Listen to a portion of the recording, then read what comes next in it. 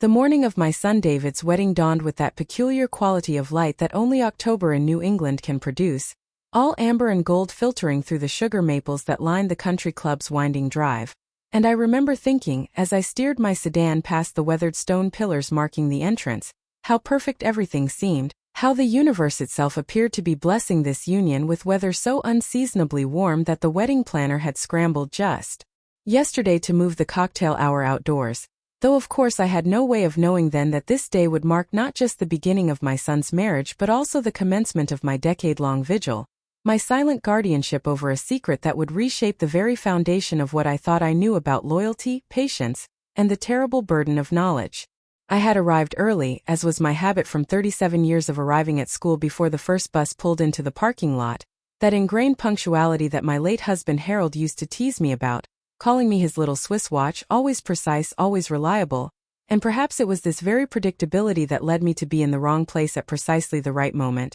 or perhaps the right place at precisely the wrong moment, depending on how one chooses to frame the events that would unfold over the next 10 years, though I suspect that fate, if such a thing exists, cares little for our human need to categorize experiences as fortunate or unfortunate, caring only that we arrive where we need to be when we need to be there. The Rosewood Country Club sat nestled against rolling hills that had been sculpted by glaciers millennia ago, and by landscape architects a mere century past, its Tudor-style clubhouse rising from manicured lawns like something out of a British period drama, all dark timber and cream-colored stucco, with leaded glass windows that caught the morning sun and threw it back in diamond patterns across the flagstone terrace where the reception would later unfold, and I parked in the nearly empty lot, gathering my things slowly, savoring the quiet before the storm of activity that would soon descend upon this place.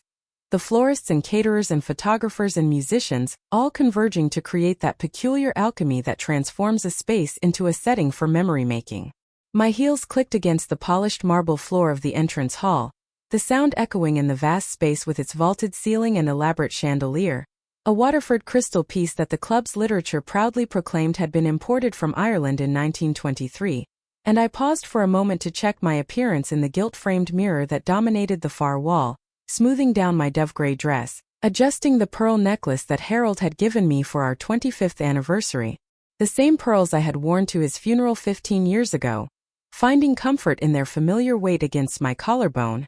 These small rituals of preparation that armor us for the significant moments in our lives. The bridal suite was located on the second floor, accessed by a sweeping staircase that curved like a question mark through the building's core, and I climbed slowly, my hand trailing along the mahogany banister worn smooth by countless other hands over countless other occasions, weddings and anniversaries and celebrations of all kinds, each leaving its invisible mark on this place, and I thought about how buildings absorb our emotions, how they become repositories of human experience, holding our joys and sorrows in their very walls. Though I wonder now if perhaps they also serve as silent witnesses to our betrayals, our deceptions, our moments of weakness that we believe go unobserved. The hallway stretched before me, lined with photographs documenting the club's history, stern-faced men in morning coats and women in elaborate Edwardian gowns giving way to flappers and dandies, then to the careful smiles of Depression-era couples, the exuberant grins of post-war celebrations,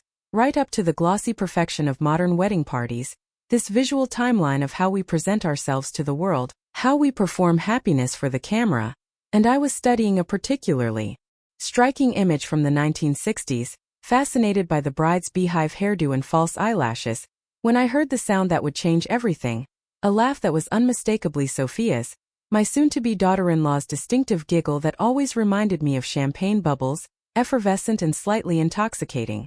The door to the bridal suite stood slightly ajar, an oversight that would prove momentous, and through that narrow opening I could see a slice of the room beyond, cream-colored walls and tall windows draped in silk curtains, the wedding dress hanging on its special hanger like a ghost waiting to be inhabited, and there was Sophia, not in her robe as I had expected but in her street clothes, a simple sundress that emphasized her lithe figure, her blonde hair loose around her shoulders rather than pinned up for the hairstylist who would arrive within the hour, and she was not alone, though the person with her was not her sister or her best friend or her mother who had flown in from California, but Marcus Chun, David's business partner and best friend since their college days at Cornell, the man who would stand beside my son at the altar in just a few hours as his best man. They stood close together, too close, the kind of proximity that speaks of intimacy beyond friendship, and Marcus had his hand on Sophia's waist, not the casual touch of a friend but the possessive grip of a lover, and I watched, frozen in place like a deer caught in headlights, as he leaned down to whisper something in her ear that made her laugh again, that same champagne bubble sound but now with an undertone I recognized as desire, and then she turned her face up to his and they kissed, not the brief peck of friendship but a deep, searching kiss that spoke of practice, of familiarity, of a passion that had clearly been explored before and would, the kiss seemed to promise, be explored again. My hand flew to my mouth to stifle the gasp that threatened to escape, and I pressed myself against the wall, grateful for the alcove created by a grandfather clock that partially concealed me from view, though I needn't have worried about discovery as they were entirely absorbed in each other, oblivious to anything beyond their stolen moment, and I heard Sophia's voice, breathy and urgent, saying, "After today, we'll have to be more careful," to which Marcus replied, "I know, but God, Sophie, how am I supposed to watch you marry him when I'm the one who should be?" But she pressed her fingers to his lips, silencing him, and said, "Don't, we've discussed this, you know why it has to be this way."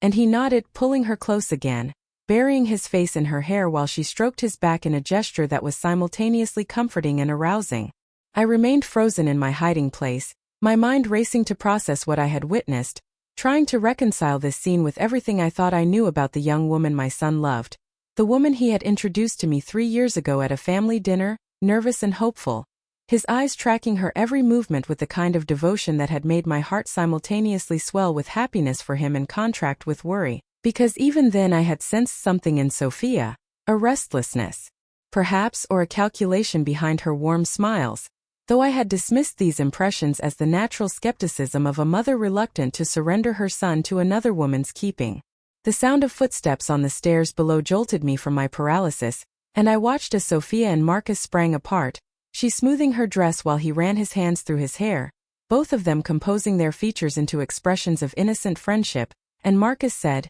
loud enough for whoever was approaching to hear, "I'll go check on David, make sure he's not getting cold feet." To which Sophia replied with false brightness, "Tell him I love him and I can't wait to be his wife." And the words rang hollow in the air between them, a performance for an audience of one who remained hidden in the shadows, witnessing the truth beneath the carefully constructed facade. Marcus left first, striding past my hiding place without a glance, his cologne trailing behind him, something expensive and assertive that would forever after make my stomach turn whenever I encountered it, and I waited, counting slowly to 100, then 200, giving Sophia time to return to whatever bridal preparation she had interrupted for her clandestine meeting, before I finally emerged from my alcove and made my way back down the stairs, my legs shaky, my mind still reeling. From what I had discovered, this knowledge sitting like a stone in my stomach, heavy and indigestible. The lobby had filled during my absence upstairs, wedding guests beginning to arrive, the photographers setting up their equipment, the florists making last-minute adjustments to the elaborate arrangements that filled every available surface with roses and peonies and baby's breath, the very air perfumed with their competing scents, and I stood in the middle of this orchestrated chaos, feeling utterly disconnected from it all, as if I were watching a play whose script I had suddenly discovered to be fiction, every line rehearsed, every gesture calculated to maintain an illusion that I alone knew to be false. "Eleanor, there you are," called out my sister Patricia, resplendent in her navy dress with the matching jacket she had spent weeks searching for, and she hurried over to me, her face creased with concern as she took in what must have been my shell-shocked expression, and asked, "Are you all right, dear? You look like you've seen a ghost." To which I wanted to reply that perhaps I had, the ghost of my son's future happiness, the specter of betrayal that would haunt his marriage from its very inception, but instead I forced my features into a smile and said,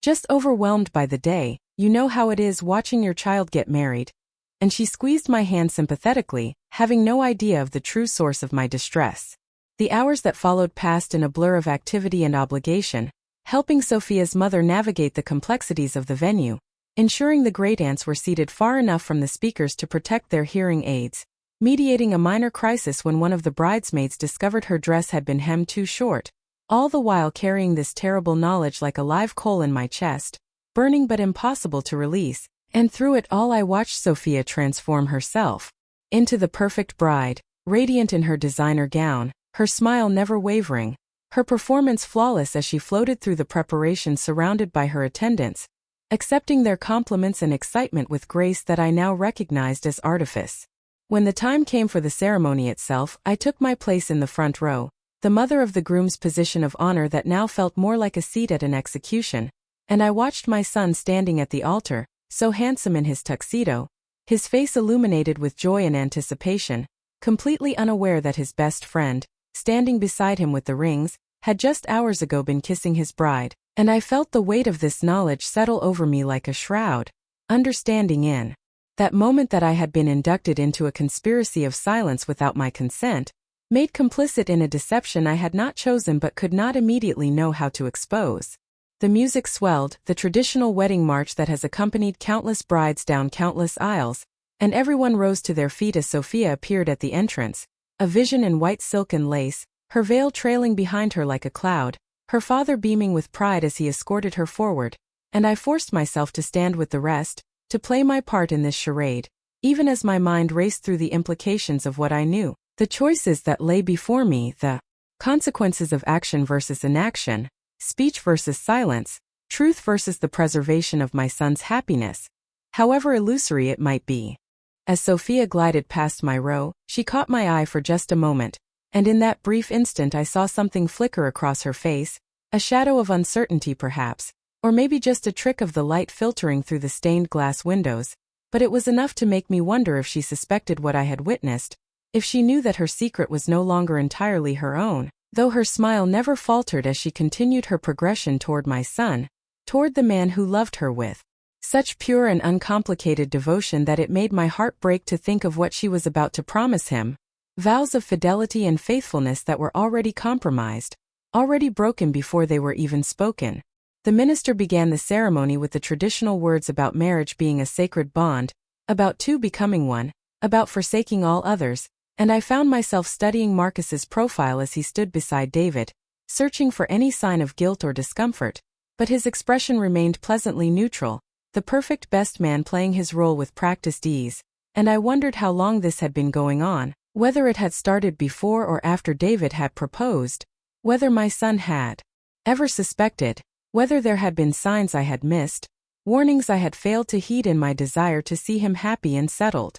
When the moment came for objections, that archaic tradition that most modern ceremonies maintain more out of custom than expectation, the minister intoning, "If anyone present knows of any reason why these two should not be joined in holy matrimony, speak now or forever hold your peace," I felt the words rise in my throat like bile, the truth clawing at my lips, demanding to be spoken. And for one wild moment I imagined myself standing, clearing my throat, saying in my clearest principles voice, "I object because the bride is having an affair with the best man." Imagining the chaos that would ensue, the gasps and shouts, David's face crumbling, Sophia's mask finally slipping, Marcus's carefully maintained composure shattering, the entire edifice of this carefully constructed day collapsing like a house of cards. But I remained silent, my hands clasped so tightly in my lap that my knuckles turned white, my jaw clenched against the words that wanted to escape, because in that moment I realized something crucial. This was not my story to tell, not yet, perhaps not ever,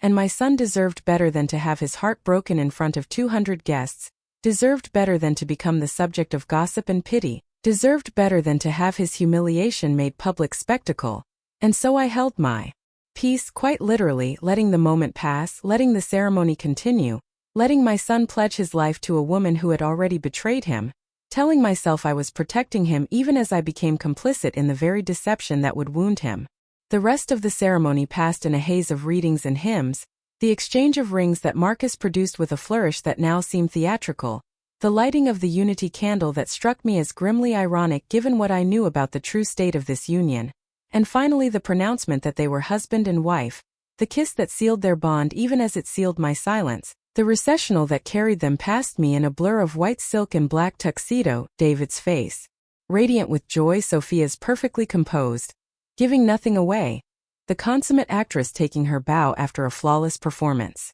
As I followed the other guests out of the ceremony space and toward the cocktail hour, accepting congratulations and making small talk on autopilot, I made a decision that would define the next decade of my life. I would watch, I would wait, I would document, but I would not act, not until the moment was right, not until I could be certain that my intervention would protect rather than destroy, would heal rather than harm, would serve justice rather than mere vengeance, because I understood. Even then that knowledge is a weapon that must be wielded with wisdom, and wisdom, as I had learned in my 65 years on this earth, often meant choosing patience over impulse, strategy over satisfaction, the long game over the immediate gratification of revelation. The reception unfolded exactly as planned, the speeches touching and funny in all the right places, Marcus delivering his best man toast with such apparent sincerity that I had to excuse myself to the ladies' room to avoid screaming, talking about loyalty and friendship and the beauty of true love while the woman he had been kissing just hours before sat beside my son,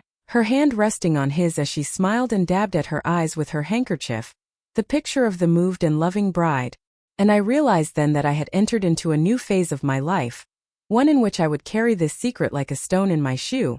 a constant irritation that would color every family gathering, every holiday, every casual Sunday dinner, every interaction with the woman who now bore my family name. As the evening wore on and the dancing began, I found myself standing on the terrace, the October air cool against my flushed cheeks, watching through the French doors as David and Sophia swayed together to their first dance as husband and wife, lost in each other, or at least David was lost while Sophia performed being lost, and I noticed how her eyes tracked around the room even as she rested her head on his shoulder, how they lingered for just a moment too long on Marcus as he danced with one of the bridesmaids, and I understood that this was how it would be, this careful choreography of deception, this delicate balance of keeping up appearances while feeding a passion that should never have been allowed to flourish. My sister Patricia found me there, bringing me a glass of champagne that I accepted but couldn't bring myself to drink, the very thought of celebration sticking in my throat, and she said,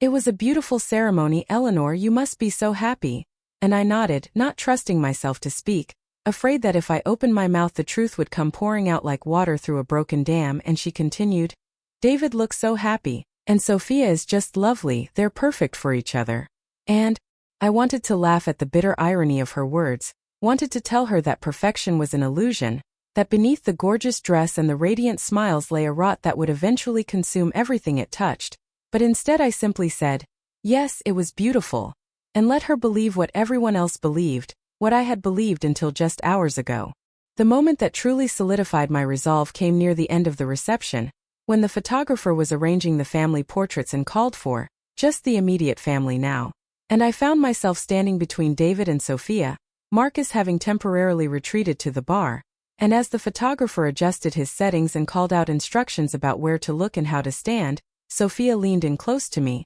close enough that I could smell her perfume, something French and expensive that David had bought her for her birthday, and she said so quietly that only I could hear, "Thank you for everything, Eleanor, I'm so grateful to be part of your family, I promise I'll take good care of David." And the words, spoken with such apparent sincerity, such convincing emotion, made my blood run cold because I realized then that she actually believed what she was saying, that in her mind she could compartmentalize her affair with Marcus, could separate it from her marriage to David, could maintain both relationships without seeing the fundamental contradiction, the essential betrayal at the heart of her choices. I looked at her then, really looked at her, this beautiful young woman who had enchanted my son, who wore his ring and bore his name, who would share his bed and perhaps bear his children, and I saw her clearly for the first time, not as the villain of a melodrama but as something more complex and therefore more dangerous, a person capable of genuine feeling and genuine deception simultaneously, someone who could love David in her way while also loving Marcus, who could speak vows of fidelity while planning their violation, who could look me in the eye and promise to take care of my son while actively engaging in the very behavior that would ultimately destroy him. And I understood that this was not a situation that would resolve itself, not a passing infatuation that would burn out on its own, but something that would require careful handling, strategic thinking, and above all, patience. As the photographer captured our smiles, freezing this moment in time, preserving the illusion of a happy family celebrating a joyous occasion, I made my choice. I would not act in haste or anger, would not let emotion drive me to a confrontation that might do more harm than good, but would instead become the guardian of this secret, the keeper of this knowledge, watching and waiting for the right moment to act, even if that moment was years in the future, even if it meant carrying this burden in silence while everyone around me remained blissfully unaware, because sometimes the greatest love we can show is not in what we reveal but in what we conceal, Not in the truths we tell but in the lies we allow others to believe, at least until the time comes when truth serves a greater purpose than mere revelation. The bouquet toss and garter removal proceeded with the expected fanfare, Sophia's aim conveniently finding her maid of honor while David's garter landed in Marcus's hands, a moment of cosmic irony that made me grip my champagne glass so tightly I feared it might shatter. And then came the send-off, the guests lining up with sparklers to create a tunnel of light through which the newlyweds would depart for their honeymoon in Santorini, a trip David had saved for months to afford, wanting to give Sophia the romantic Greek island experience she had dreamed of since college. And as they ran through the shower of sparks, laughing and ducking, looking every inch the perfect couple beginning their perfect life together, I stood at the end of the line, holding my sparkler high, watching the light dance across their faces, and I knew with absolute certainty that this was not the end of something but the beginning, not the conclusion of a story but merely the first chapter in what would become a decade-long vigil, a 10-year wait for justice or mercy, or simply the right moment to save my son from a truth that would shatter his world. As their limousine disappeared into the October darkness, taking with it my son's happiness and my own peace of mind, I remained standing in the country club's portico, the sparkler burning down to nothing in my hand, the other guests dispersing around me, returning to their cars and their lives, their minds already moving on to the next thing, while I stood frozen in the knowledge that my life had irrevocably changed, that I had become the keeper of a secret that would color every interaction, every family gathering, every moment of the next 10 years, and as the last of the sparkler's light died away, leaving only a thin trail of smoke dissipating in the cool night air, I heard again Sophia's words echoing in my mind. After today we'll have to be more careful. The morning I chose to end my decade-long silence dawned unseasonably warm for late October, a mirror of that wedding day 10 years prior, and I moved through my kitchen with the practiced efficiency of someone who had prepared this particular meal hundreds of times before, my hands working independently of my conscious mind as they seasoned the roast, prepared the vegetables, mixed the Yorkshire pudding batter that had been my mother's recipe and her mother's before that, each familiar motion a kind of meditation, a centering of myself before the storm I was about to unleash, though perhaps unleash suggests a lack of control when in fact every element of this day had been orchestrated with the same meticulous attention to detail I had once brought to creating lesson plans and managing a school of 800 teenagers, which is to say, with full awareness that even the best-laid plans must accommodate the chaos of human emotion. The dining room table, a massive oak piece that Harold and I had purchased at an estate sale during our 5th year of marriage, groaned under the weight of my best china. The spode pattern with the delicate blue flowers that I reserved for only the most significant occasions, and I had polished the silver until it gleamed, pressed the linen napkins into perfect triangles, arranged chrysanthemums from my garden in the crystal vase that had been a wedding gift to my own parents, creating a tableau of domestic perfection that stood in stark contrast to the manila folders I had placed at each seat, innocent-looking rectangles that contained enough documentation to destroy the carefully constructed facade that had stood for a decade, photographs and bank statements and private investigator reports and pages upon pages of my own careful observations, all waiting beneath the gleaming plates like bombs beneath a beautifully decorated battlefield. Emma arrived first, as I knew she would, my granddaughter having inherited my punctuality along with my stubborn chin and my tendency to see through people's carefully constructed facades, though at 15 she wielded this insight with less discretion than her grandmother, a trait that had caused more than one uncomfortable moment at family gatherings when she would observe,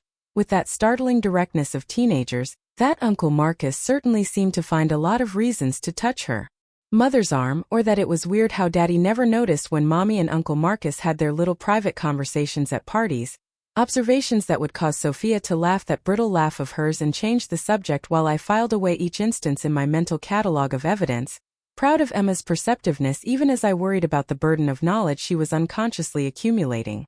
"Grandma, you're doing the thing again," Emma said as she kissed my cheek and helped herself to a carrot from the cutting board. "The thing where you look all calm on the outside but your brain is going a million miles an hour on the inside." And I had to smile at her accuracy, remembering how she had once described my expression during a particularly tense parent-teacher conference as like a duck on a pond, all smooth on top but paddling like crazy underneath, which had made me laugh despite the seriousness of the situation, and now I reached up to smooth her hair. This beautiful young woman who had been only 5 when I discovered her mother's betrayal, who had grown up in the shadow of a secret she didn't fully understand but somehow sensed, the way children always sense the fault lines in their families even when the adults maintain their polite fictions. Luke arrived next with his girlfriend Sarah, a sweet girl studying pre-med at Boston University who clearly adored him and whom he treated with the kind of genuine respect and affection that gave me hope for his generation's understanding of love and commitment. And at 17 he had grown to look so much like David at that age that sometimes my breath caught in my throat, the same earnest brown eyes, the same slightly crooked smile, though thankfully he seemed to have inherited my ability to see past surface charm to the character beneath, a skill that had served him well in choosing Sarah and avoiding the kinds of entanglements that had ensnared his father. And as they helped set out the serving dishes, chatting about their upcoming midterms and plans for winter break, I found myself wishing I could freeze this moment, preserve their innocence for just a little longer before the revelations that would fundamentally alter their understanding of their family. James arrived precisely at noon, my younger son having driven up from Providence where he practiced criminal defense law with the same combination of compassion and strategic thinking he had brought to helping me plan this day. And he caught my eye as he entered, a silent question in his expression that I answered with the slightest nod, confirmation that yes, today was the day, that the folders were in place, that 10 years of patience was about to culminate in this carefully orchestrated reveal, and he squeezed my shoulder as he passed, a gesture of support that nearly undid my carefully maintained composure because while James had known about the affair for only 2 years, discovered through his own observations and confirmed when he confronted me with his suspicions, he had understood immediately why I had waited, had helped me refine my strategy, had used his legal expertise to ensure that when the moment came, David would be protected not just emotionally but financially, and legally as well. David and Sophia arrived together but not quite together, that subtle disconnection that had characterized their entrances for the past several years, ever since the affair had evolved from careful secret meetings to increasingly bold encounters that suggested either growing carelessness or deliberate provocation, and I watched David help his wife with her coat, the gesture automatic, devoid of the tender attention that had once characterized his every interaction with her. And I wondered not, for the first time, whether he suspected, whether some part of him knew but chose not to see, the way we sometimes collaborate in our own deceptions because the truth requires action and action requires courage and courage requires admitting that the life we've built might be founded on sand rather than stone. Sophia kissed my cheek with the same practiced warmth she had perfected over the years, complimenting the flowers, offering to help in the kitchen, playing the role of devoted daughter-in-law with an expertise that might have fooled someone who hadn't watched her perform this same routine countless times while her phone buzzed with messages she would check when she thought no one was looking. Messages I knew were from Marcus because I had hired a very discreet and very expensive private investigator 3 years into my vigil when I realized I needed professional documentation to support my own observations, and the evidence he had gathered painted a picture of an affair that had evolved from passionate secret to entitled routine, complete with a joint bank account, a rented apartment downtown, and even discussions of Sophia leaving David once the timing was right. Though apparently the timing had never quite aligned with her enjoyment of the lifestyle my son's successful architectural practice provided. Marcus arrived last, as had become his pattern, timing his entrance to minimize the period of small talk before the meal, though he needn't have bothered as the family had long since ceased making much effort to include him in pre-dinner conversation, everyone unconsciously responding to the undercurrents they couldn't quite name but definitely felt. And I watched him navigate the room with that same easy charm that had once made him such a natural choice for David's best man in business partner, though now I could see the calculation behind every gesture, the way his eyes found Sophia first before sliding to David, the careful distance he maintained from her even as their awareness of each other crackled through the air like static electricity before a storm.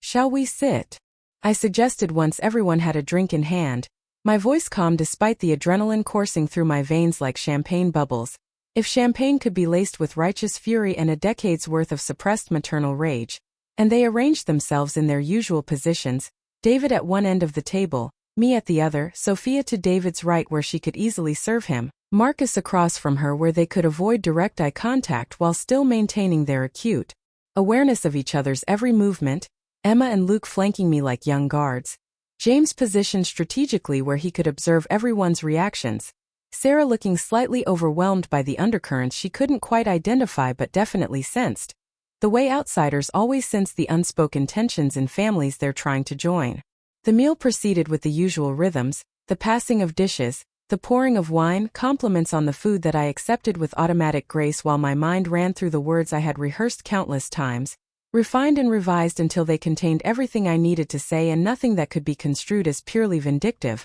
because this was about justice, not revenge, about protection, not punishment, about truth finally taking its rightful place at our family table after a decade of dining with deception. And as I watched them eat and talk, maintaining the pleasant facade we had all become so expert at constructing, I thought about all the Sunday dinners that had led to this one, all the holidays and birthdays and celebrations where I had bitten my tongue until it bled, smiled until my face ached, played the role of ignorant mother-in-law while documenting every transgression, every lie, every moment of betrayal that had accumulated like sediment until the weight of it threatened to bury us all. When the main course was finished and I began clearing plates with Emma's help, I noticed Sophia's phone light up with a message that made her fingers twitch toward it before she caught herself, and I saw Marcus's almost imperceptible nod, their secret language that they believed went unobserved but that I had been cataloging for years, and I knew that they had plans for later, probably at the apartment they thought no one knew about,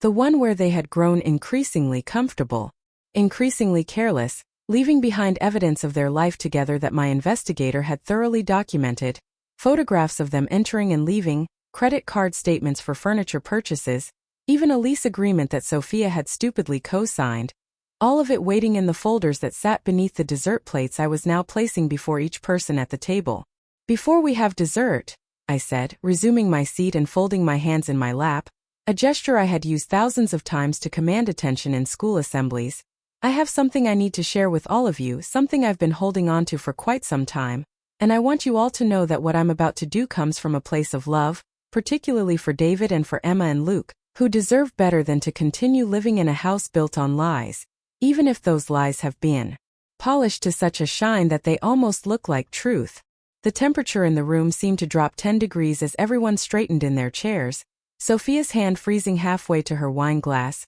Marcus's jaw tightening almost imperceptibly, David's expression shifting from mild concern to genuine alarm, and I reached beneath my dessert plate to retrieve the folder waiting there, the weight of it familiar after all the times I had reviewed its contents, making sure every piece of evidence was in order, every photograph clear, every document authenticated, because if I was going to destroy my son's marriage, I was going to do it thoroughly, completely, with no room for doubt or denial or the kind of gaslighting I had watched Sophia perfect over the years. 10 years ago, I began, my voice steady despite the earthquake I was about to trigger. On the morning of David and Sophia's wedding, I arrived early at the venue to help with preparations, and through a door that had been left carelessly ajar, I witnessed something that changed everything I thought I knew about the people at this table, something that I have carried in silence for a decade while I watched, waited, and gathered the evidence necessary to protect my son when the truth finally came to light, which is what's happening today. Right now, at this table where we have shared so many meals while pretending not to notice the rot at the heart of our family. I opened my folder slowly, deliberately, withdrawing the first photograph, a clear image of Sophia and Marcus entering the downtown apartment together, his hand on the small of her back in a gesture that spoke of intimate familiarity, and I placed it on the table where everyone could see it, watching as the color drained from Sophia's face, as Marcus's practiced composure finally cracked, as David's confusion morphed into something rawer, more primal, the beginning of understanding that would soon become full comprehension, and I continued, my voice gaining strength with each word. I knew about the affair from day one, from that morning when I heard Sophia tell Marcus that after the wedding they would have to be more careful, and I made the choice to remain silent, not out of weakness or complicity, but because I needed to be sure that when the truth came out, David would be protected, the children would be provided for, and justice would be served not hot but cold, with precision, rather than passion. Emma gasped, her hand flying to her mouth, while Luke reached for Sarah's hand, his face a mask of shock that made him look suddenly younger, more vulnerable, and James remained steady, his lawyer's training keeping him outwardly calm even as he watched the family dynamics shift like tectonic plates. And I pulled out more evidence, bank statements showing the joint account, lease agreements for the apartment, credit card receipts for romantic dinners and weekend getaways that coincided with Sophia's supposed girls' trips and Marcus's alleged business conferences, laying out each piece of evidence with the methodical precision of a prosecutor building an airtight case. Which in essence was exactly what I was doing. You knew. David's voice cracked on the words, his eyes finding mine across the length of the table, and in them I saw not just betrayal but a secondary hurt, the realization that his mother had kept this secret, had let him live this lie, and I felt my heart break for him even as I maintained my composure, because this was the hardest part, explaining why silence had been an act of love rather than complicity, why waiting had been strategic rather than cruel, why a mother who knew her son was being betrayed would choose to document rather than immediately defend. I knew, I confirmed, holding his gaze steadily. And I waited because you deserved better than to have your marriage implode without recourse, without protection, without a plan for moving forward. And so I watched and I documented and I prepared for this day, when the evidence would be so overwhelming that there could be no denial, no gaslighting, no manipulation of the truth into something more palatable, because that's what would have happened if I had spoken up that day, or that year, or even 5 years in, when the patterns were established but the legal and financial entanglements were still simple enough to be twisted in Sophia's favor. Sophia found her voice then, the tears that had been threatening finally spilling over, though I noticed they didn't disturb her mascara, waterproof as always, prepared as always for the possibility of emotional displays, and she said, "Eleanor, please, you don't understand, it's not what it looks like. Marcus and I were just friends. These photos, they're taken out of context."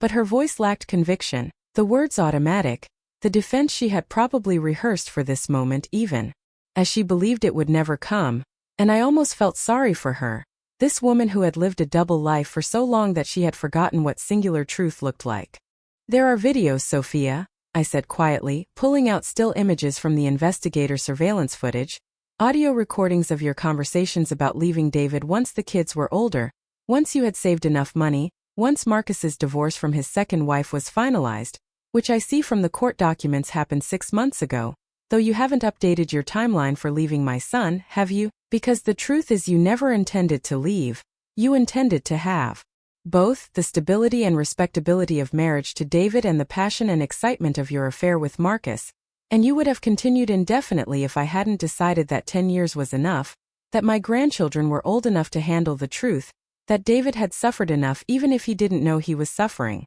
Marcus tried then, his voice smooth despite the circumstances, the natural salesman attempting one last pitch. "David, listen, this isn't, we can explain, your mother has misunderstood. Sophia and I have been working on a business venture. The apartment is an office space, the dinners were client meetings." But David wasn't listening, wasn't even looking at him. His eyes fixed on the photograph I had just placed on the table, the one from last week showing Marcus and Sophia in an embrace that could not be misinterpreted, could not be explained away as business or friendship or any of the other lies they had told themselves to justify their betrayal. "Get out," David said, his voice so quiet it was almost a whisper, but it carried the weight of finality, of a decision made not in heat but in the cold clarity of revelation, and when neither Sophia nor Marcus moved, he repeated it louder this time. "Get out, both of you, get out of my mother's house, get out of my life, get out before I do something that will require my brother to defend me in court." And James stood then, moving to David's side, a silent support that seemed to give David the strength to rise from his chair, to tower over the table with a dignity I had feared he might have lost along with his illusions. The exodus that followed was both swift and awkward, Sophia grabbing her purse with shaking hands, Marcus attempting to maintain some semblance of his usual swagger even as he edged toward the door, both of them avoiding the eyes of the children who sat frozen in their chairs, processing the implosion of their family structure, the revelation that their mother had been living a lie that their grandmother had known about but chosen to endure in silence for their sake, for their father's sake, for the sake of a justice that required patience rather than passion, strategy rather than impulse. After they left, the silence in the dining room was deafening, broken only by Emma's quiet sniffles and the tick of the grandfather clock in the hallway, marking the seconds of this new reality we all had to adjust to, and I rose from my chair and went to David, who had sunk back into his seat, his head in his hands, and I placed my hand on his shoulder, feeling the tremors that ran through him as the full impact of the revelation settled into his bones, and I said,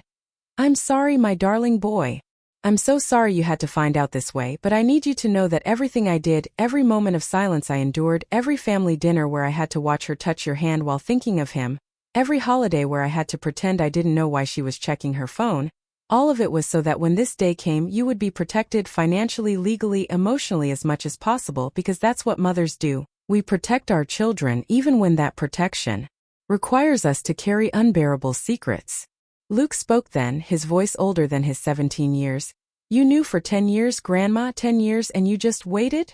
And I could hear in his question not accusation but a kind of awe, an understanding of the discipline such waiting required, the self-control needed to document rather than confront, to observe rather than intervene, and I nodded, moving to stand between my grandchildren, placing a hand on each of their shoulders, anchoring them in this moment of family upheaval. I waited because knowledge without power is just pain, I said. And I needed to make sure that when the truth came out it would come with power, the power to protect your father's assets from being divided in a way that would reward betrayal, the power to ensure custody arrangements that would reflect the truth of who had honored this family and who had betrayed it, the power to prevent the kind of he said she said narrative that would have emerged without documentation, because I learned long ago that in this world, women's pain is often dismissed unless it comes with receipts, and I have 10 years' worth of receipts. The afternoon light was fading, casting long shadows across the dining room table where the remains of our last family dinner lay scattered among the evidence of betrayal,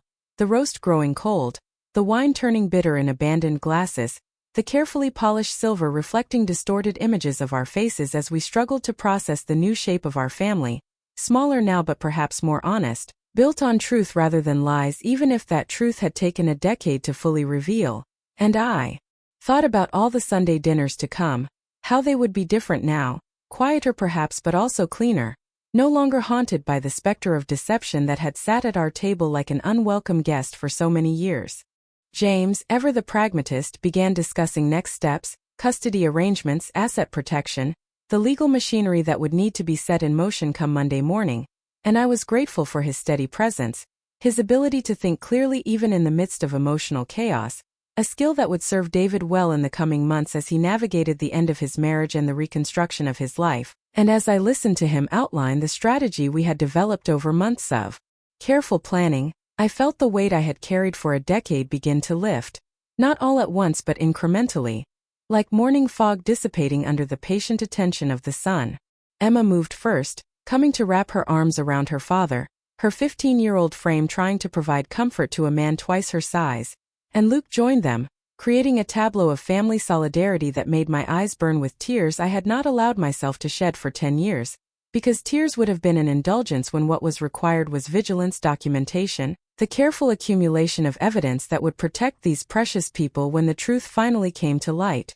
And, now watching them comfort each other, I allowed myself the luxury of emotion, the relief of having finally unburdened myself of a secret that had shaped every interaction, colored every celebration, weighted every word with unspoken knowledge. What happens now? David asked, raising his head to look at me with eyes that seemed to have aged a decade in the span of an hour, and I recognized in his expression the same combination of hurt and determination I had seen in my own mirror the day Harold died, the look of someone whose world has fundamentally shifted but who is determined to find their footing in the new landscape, and I moved to the other side of the table, sitting down beside him, taking his hand in mine the way I had when he was small and the world had wounded him in ways that seemed insurmountable but never were. Now we heal, I said simply. Now we rebuild without the weight of secrets. Now we create new traditions that don't require us to pretend we don't see what we all see, don't know what we all know, and it will be harder perhaps than the silence was,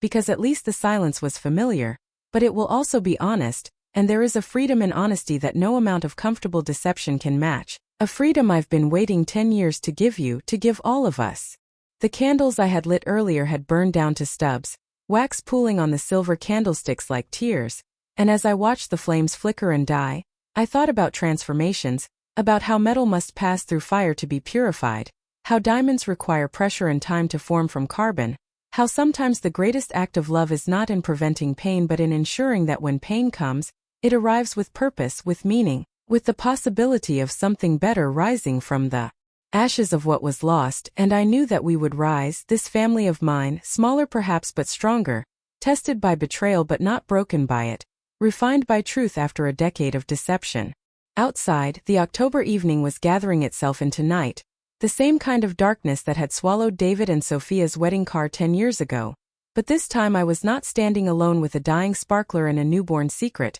This time I was surrounded by my family, my true family, the ones who had earned their place at this table not through vows that could be broken but through bonds that had been tested and proven unbreakable. And as we sat together in the ruins of our old life, planning the foundation of our new one, I understood that sometimes the most profound act of motherhood is knowing when to speak and when to stay silent, when to act and when to wait, when to reveal the truth and when to let it ripen until it can nourish rather than poison. The grandfather clock chimed the hour, its bronze voice echoing through the house that had witnessed so much, housed so many secrets, provided the stage for this final act of revelation, and I rose to clear the table, Emma and Luke immediately moving to help, their movements automatic, familial, the continuation of traditions that transcended the specific configuration of people present. And as we worked together, David and James still talking quietly at the table, Sarah offering gentle observations from her outsider becoming insider perspective, I felt the peculiar lightness that comes after carrying a heavy burden for so long that its absence feels like floating, like the possibility of flight after a decade of walking with stones in my shoes. In the kitchen, Emma asked me quietly, "Grandma, how did you do it? How did you know all that time and not say anything?" And I considered my answer carefully, this young woman on the cusp of adulthood who would carry these lessons forward into her own relationships, her own choices about love and loyalty and the price of truth, and I said, "Sometimes, my dear, love looks like patience rather than action, like strategy rather than impulse, like documenting evidence rather than making accusations that can be denied or twisted. And I waited because I loved your father too much to let him be destroyed by the truth without the tools to rebuild from it. Loved you and Luke too much to let you grow up in the crossfire of a bitter divorce without proper documentation. Loved even myself too much to speak without power, to accuse without proof, to act without considering all the consequences." The dishes were done, the evidence boxed up for James to take to his office, the table cleared of its burdens both culinary and documentary, and as we gathered in the living room, the family reconfigured but not broken, reshaping itself around the absence of those who had chosen passion over loyalty, desire over commitment, self over family. I thought about the wedding photo that still sat on the mantel, David and Sophia frozen in a moment of apparent joy. And I knew it would come down soon, replaced by other images, other moments, other celebrations of a life rebuilt on firmer ground. But for tonight it could remain, a reminder not of betrayal but of survival, not of deception but of the truth that ultimately prevails when someone loves enough to wait for the right moment to reveal it. The evening ended quietly, David accepting James's offer to stay with him for a few days while the immediate legal necessities were addressed, Emma and Luke returning to their father's house to pack some belongings, their movements gentle around him, protective in the way children become when they realize their parents are not invulnerable, Sarah proving her worth by simply being present without trying to fill the silence with platitudes, and as I stood on my porch watching their cars disappear into the October darkness, I felt the strange sensation of a chapter closing and a new one beginning. The story of our family continuing, but with a plot twist that would redefine every chapter that followed. Inside, alone in my house for the first time in 10 years without the weight of secret knowledge pressing against my ribcage, I poured myself a glass of the good whiskey Harold had saved for special occasions, and I raised it in a toast to patience, to maternal love that manifests as strategy, to the power of documentation in a world that often dismisses women's pain, to the strength required to carry other people's secrets until they're ready to face their truths, and most of all, to the knowledge that sometimes the greatest gift we can give our children is not protection from pain, but the tools to transform that pain into power, that betrayal into boundaries, that deception into discernment. The grandfather clock struck midnight, marking the end of this longest day, this culmination of 10 years of waiting and watching and documenting, and I climbed the stairs to my bedroom, my steps lighter than they had been in a decade, my conscience clear, my duty discharged, my son protected as much as any mother can protect a child from the consequences of loving unwisely but not unloved, never unloved, and as I prepared for bed, I looked at my reflection in the mirror and saw not the woman who had discovered a terrible secret on a wedding morning but the woman who had transformed that secret into a shield, that knowledge into power, that silence into the most eloquent statement of maternal love I could craft, and I knew that tomorrow would be difficult, that the weeks and months ahead would require navigation of new territories, but I also knew that we would navigate them honestly, openly, without the weight of secrets making every step a careful dance around the truth. The last light I turned off was in the dining room, the scene of revelation now dark and quiet, the table that had borne so much weight now empty,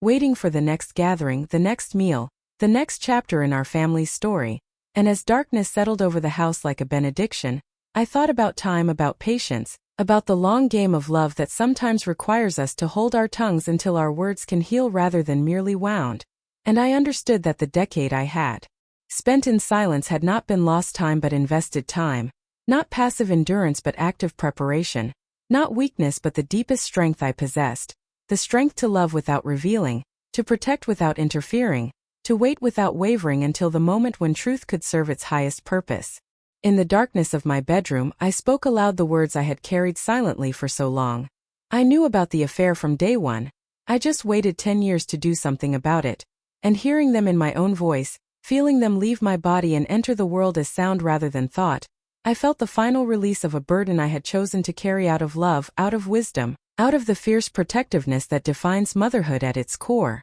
And as sleep finally claimed me, I knew that when morning came it would illuminate not just a new day but a new chapter, one written in truth rather than deception, in honesty rather than pretense, in the clear, clean light of revelations that wound in order to heal, that destroy in order to rebuild, that speak difficult truths in service of a greater love than comfortable lies could ever provide.